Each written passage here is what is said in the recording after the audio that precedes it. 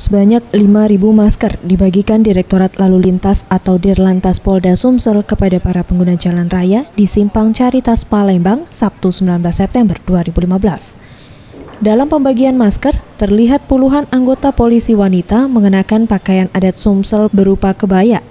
Tidak hanya masker yang dibagikan polwan tersebut, tetapi bunga-bunga juga dibagikan kepada pengguna jalan.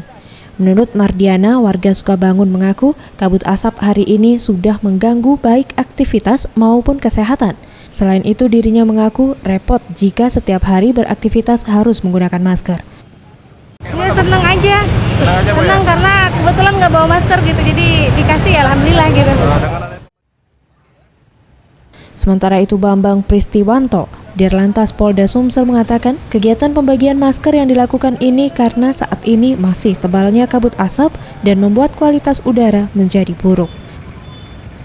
Itu berupa pembagian masker karena memang ini terkait dengan udara asap ini, kemudian juga bagi-bagi bunga. Rasa kasih sayang kita, wujud kita kepada masyarakat untuk mencintai tentang Reza Dinata, Sriwijaya TV.